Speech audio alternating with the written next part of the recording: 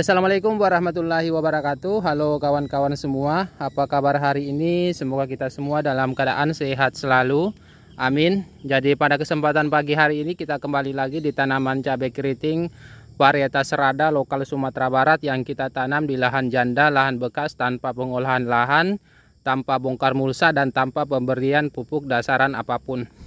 Dan ini tanaman cabai kita sekarang usianya 68 hari setelah pindah tanam. Ini kita masih kategorikan di masa pembungaan walaupun sudah ada buahnya, tetapi masih banyak yang akan keluar bunga. Dan ini 2 hari itu kita tidak pernah ke kebun karena 2 hari belakangan ini, kemarin dengan kemarin dulu di daerah saya itu full hujan, siang dan malam hujan, makanya kita tidak ke kebun. Dan kebetulan pagi ini cuacanya agak cerah-cerah walaupun masih mendung di bagian barat. Tetapi ini kita akan melakukan penyemprotan yang ke-18 kalinya. Ini molor sih 5 hari dari penyemprotan sebelumnya. Biasanya kan itu kita melakukan penyemprotan setiap 3 hari sekali jika tidak ada kendala misalkan hujan. Tetapi kalau misalkan hujan ya kita tunda dulu daripada tidak maksimal proses penyemprotannya. Dan sedikit saya akan berbagi pengalaman, berbagi pemahaman kepada kawan-kawan semua tentang beberapa pertanyaan yang sudah lama ditanyakan kepada saya dari kawan-kawan. Apakah bisa kita melakukan penyemprotan itu mencampur 2 insektisida sekaligus? Dan kebetulan pada kesempatan kali ini saya akan mencampur insektisida 2. Saya akan menggunakan 2 jenis insektisida. Jadi langsung saja kita lihat. Jadi untuk penyemprotan kali ini, untuk campuran-campuran obatnya yang akan kita gunakan, yang pertama untuk pupuk daunnya itu saya akan menggunakan pupuk daun Profit merah. Ini khusus untuk masa pembungaan, jadi dia dominan fosfat. Terus yang kedua untuk fungisidanya, saya menggunakan fungisida Antrakol. Ini bahan aktifnya Propinep. Terus perekatnya kita gunakan Supristic. Dan ini yang saya maksud itu, saya akan menggunakan 2 jenis insektisida. Yang pertama saya menggunakan insektisida Bespidor. Ini bahan aktifnya Imidacloprid. Itu bisa kawan-kawan lihat. Terus saya akan campur dengan menggunakan insektisida Curacron. Itu bahan aktifnya Profenofos. Jadi untuk menanggapi pertanyaan dari kawan, apakah bisa kita mencampur 2 jenis insektisida sekaligus? Misalkan ini 1 jenis insektisida, terus ini kita tambahkan jadi dia menjadi 2.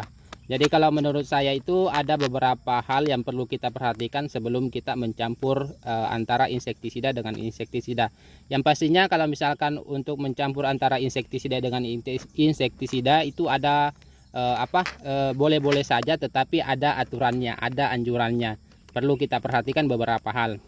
Yang pastinya kalau misalkan kita melakukan pencampuran insektisida itu kan kita membutuhkan sasaran ataupun jangkauan yang lebih luas. Yang pastinya itulah.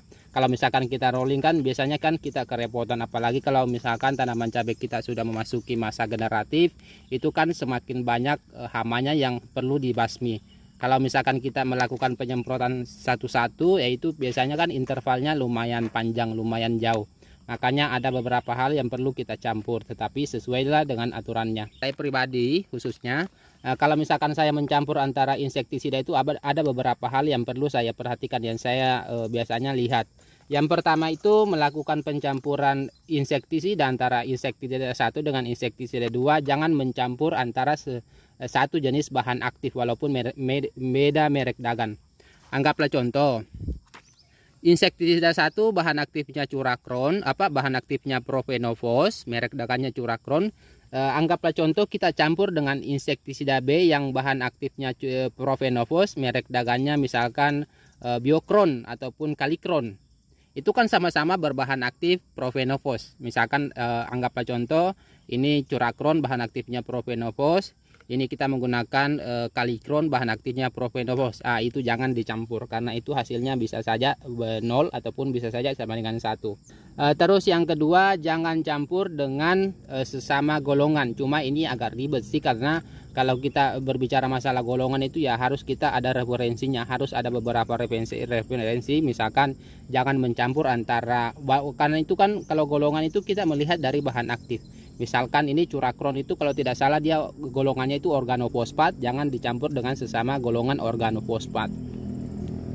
Terus yang kedua, jangan mencampur antara sebaiknya kalau misalkan mencampur itu jangan kita mencampur antara yang berbeda formulasi. Misalkan ini bentuknya tepung, kita campur dengan yang berbentuk cair.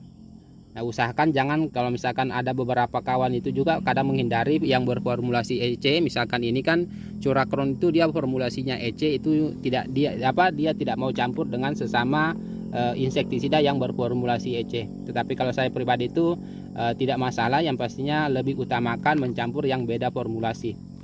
Terus yang kedua, yang paling penting itu jangan kita melakukan pencampuran itu jangan sesama sasaran kuat. Anggaplah contoh, Bespirol ini kan dia bahan aktifnya imidacloprid. Ini bisa untuk kalau di hama di tanaman cabai itu saya sasaran kuatnya itu untuk hama kutu kebul, tetapi bisa juga untuk hama trip. Kalau Curacron ini dia sasaran kuatnya itu hama trip dan lalat buah. Jadi berbeda, walaupun ini sama-sama bisa untuk hama trip, tetapi untuk imidacloprid ini, untuk Bespidor ini dia lebih kuat ataupun sasaran utamanya itu adalah hama kutu kebul.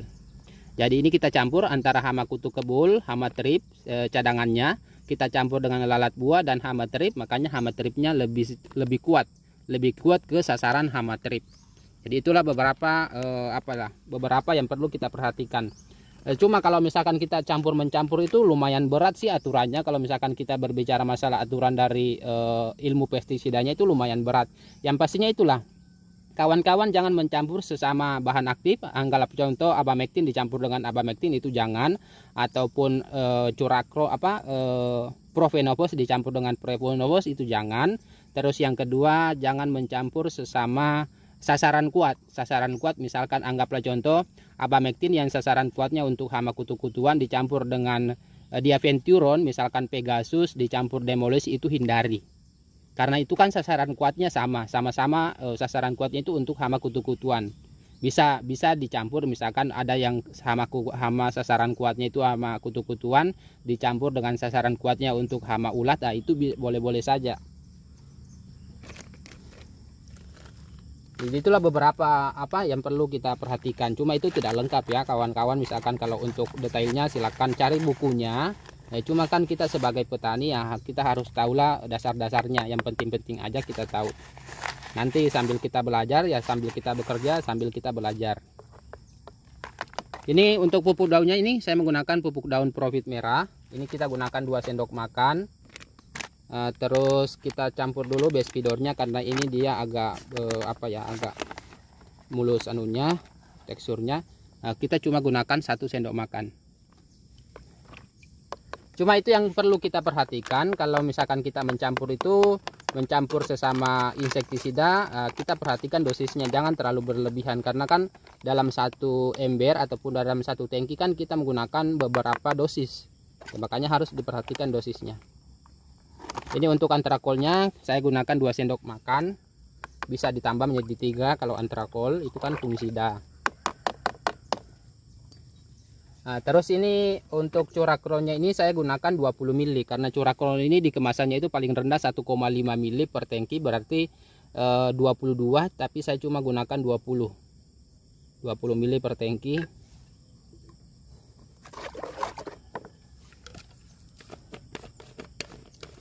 Terus terakhir perekatnya kita gunakan 15 ml. Jadi mungkin cukup sekian video kali ini, semoga bermanfaat bagi kawan-kawan semua. Sampai jumpa di video-video selanjutnya.